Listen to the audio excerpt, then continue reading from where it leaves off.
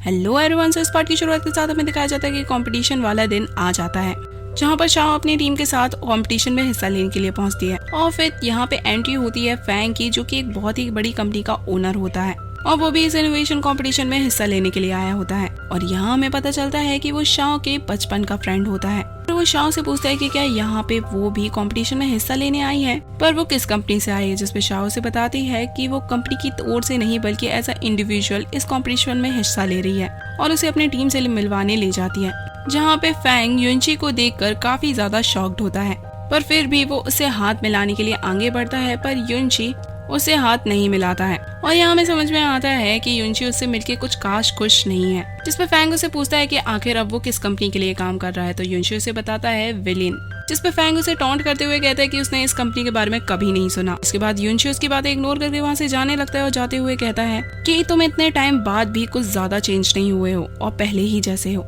ये कहकर वो वहाँ से चले जाता है। वहीं दूसरी ओर में शाओ के पार्टनर लिंग को दिखाया जाता है, जो कि अपने स्कूल टाइम के सीनियर जू लियांग से मिलता है, जो कि उसे इंसल्ट करने लगता है कि उसने अपने करियर में कोई ग्रोथ नहीं की। जिसके बाद वो ये बात आकर युनची को बताता है कि वो जू लियांग से मिला। जिसपे शाओ से पूछती है कि ये कौन है, तो वो उसे बताता है कि ये उसका सीनियर है और हमेशा कॉम्पिटिशन्स में चीटिंग वगैरह करके जीता है।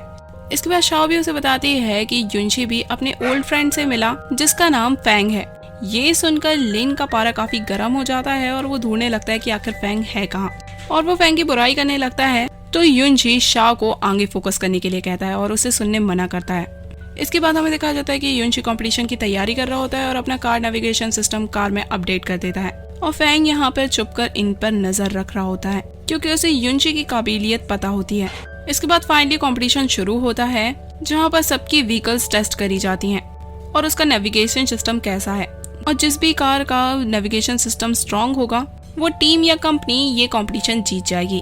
यहाँ पे सभी की टेस्टिंग होती है और यहाँ पे फैंग को काफी चिंता होती है कंपटीशन जीतने की। और जब युनची की कार की टेस्टिंग होने ही वाली होती है, उसके पहले वो बाहर जाकर जू लियांग के साथ इस कंपटीशन को जीतने के लिए कोई प्लानिंग करता है। और शाओ यहाँ पे फैंग को बात करते हुए देख लेती है। इसके बाद युनची की कार की टेस्टिंग होती है, जहाँ पे वो सारे हर्डल्स काफी आसानी से पार कर रही होती है, क्योंकि उसका नेविगेशन सिस्टम काफी ज्यादा स्ट्रॉन्ग होता है। पर तभी अचानक से एक पॉइंट पे आकर उनकी कार काफी स्लो चलने लगती है, क्योंकि वो सैटेलाइट से कनेक्ट नहीं कर पा रही थी और नेविगेशन सिस्टम अच्छे से काम नहीं कर रहा था। और ये देखकर शाओ और सभी लोग काफी ज्यादा टेंस्ड हो जाते हैं। पर फिर थोड़ी देर बाद ही कार फिर से रिकवर होकर फुल स्पीड से चलने लगती है, जहाँ पे युनची शाओ को बताता है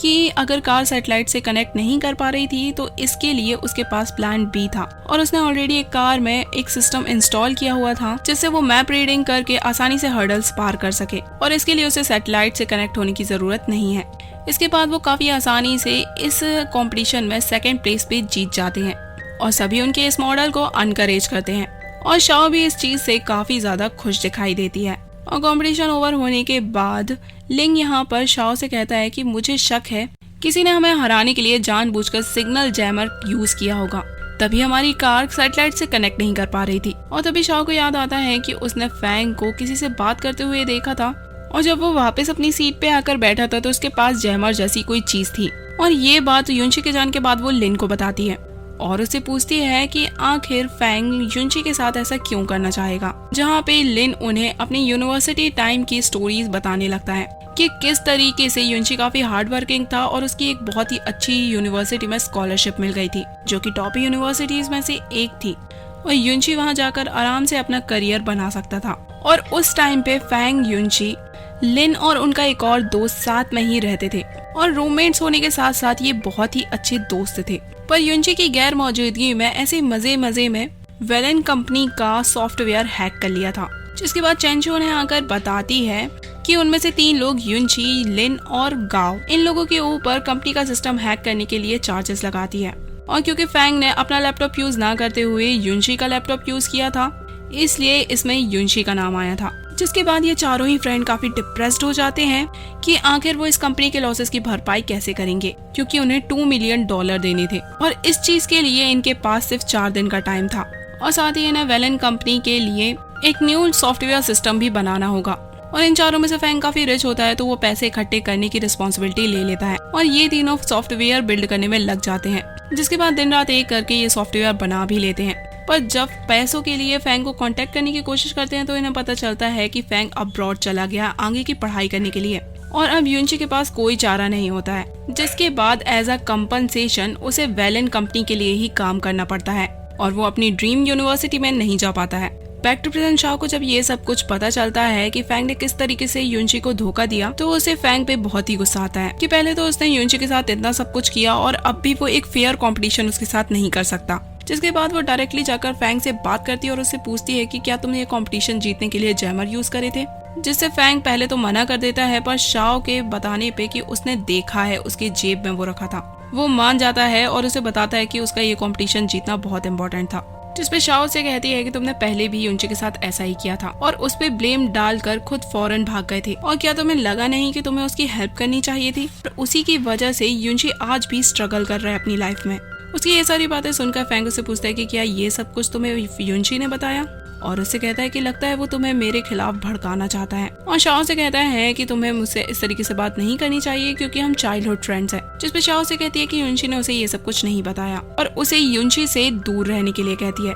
क्योंकि उसने अगर आप यूनची को हर्ट करने की कोशिश की तो उससे बुरा कोई नहीं होगा। ये कहकर वो वहाँ से चली जाती है। फिर जब शाओ जल्दबाजी में वहाँ से बाहर जा ही रही होती है यूनची के साथ तो फ्रंट गेट पर उसके ग्रैंडपा वहाँ पर उसे देख लेते हैं, जहाँ पे कंपनी के चेयरमैन को देखकर यूनची तो अपनी ही जगह पर रुक जाता है पर शाओ वहाँ से भागने की कोशिश करती है और ग्रैंडपा यहाँ नोटिस करते हैं कि यूनची और शाओ कुछ ज्यादा ही क्लोज है और एज अ चेयरमैन वो स्ट्रिक्ट होकर शाओ से पूछते हैं कि आखिर उसने उनके मना करने पर भी इस कंपटीशन में हिस्सा क्यों लिया। तो शाओ उन्हें बताती है कि उसने कंपनी का नाम इस कंपटीशन में नहीं आने दिया और बल्कि खुद ही कंपटीशन में हिस्सा लिया और टेक्निकली उन्हें नाराज नहीं होना चाहिए। यहाँ पे यूनची भी शाओ को बचाने की कोशिश करता है पर ग्रैंडपा उसे कार में आकर बैठने के लिए कहते हैं और ये बात सुनकर शाओ यूनची के पीछे छुपने लगती है और यूनची भी ये देखकर काफी शॉक्ड होता है। फिर नेक्स्ट सीन में दिखाया जाता है कि ग्रैंडपा शाओ को एक रेस्टोरेंट में लेके जाते हैं और वहाँ पे उसके साथ लंच करते हैं और वो उससे यूनची के बारे में पूछते हैं कि आखिर वो उसके साथ क्या कर रही थी। एक तरफ तो वो उसे बॉयफ्रेंड नहीं बनाना चाहती है और दूसरी ओर उसका हाथ पकड़े यहाँ वहाँ घूम रही है, तो बेटर होगा कि वो उसे अपना बॉयफ्रेंड ही बना ले, जिसपे शाओ डायरेक्टली मना कर देती है। तो ग्रैंडपा उसे कहते हैं कि ठीक है तो वो उसका हेडक्वार्टर्स में ट्रांसफर करवा देंगे। वहीं दूसरी ओर हमें दिखाया जाता है कि यूनची घर पर काफी ज्यादा टेंस्ड होता है कि आखिर शाओ के साथ क्या हुआ होगा और जैसे ही शाओ वापस घर आती है तो वो उससे सब कुछ पूछता है कि आखिर चेयरमैन ने क्या कहा। तो शाओ उसे टेंशन ना लेने के लिए कहती है और उससे बताती है कि उन्होंने उससे कुछ भी नहीं कहा और यूनची से पूछती है कि क्या तुम्हें मेरी फिक्र हो रही थी, जिसपे यूनची उसे चुपचाप खाना खाने के लिए कहता है। फिर नेक्स्ट सीन में हमें दिखाया जाता है कि यूनची शाओ को प्रोग्रामिंग सिखा रहा होता है पर शाओ यहाँ पे मजे कर रही होती है। जिसके बाद यूनची यहाँ पे उससे वो पेपर छुड़ाकर उसे टीज करने लगता है कि उसके 5th ग्रेड में कितने कम मार्क्स आए थे और यहाँ पे यूनची उसे टीज करते हुए काफी खुश दिखाई दे रहा था और शाओ भी उसके साथ बहुत खुश दिखाई दे रही थी और इस तरीके से ये दोनों एक दूसरे के साथ कुछ अच्छे मूवमेंट्स बिताते हैं। फिर हमें नेक्स्ट डे का सीन दिखाया जाता है जहाँ पर यूनची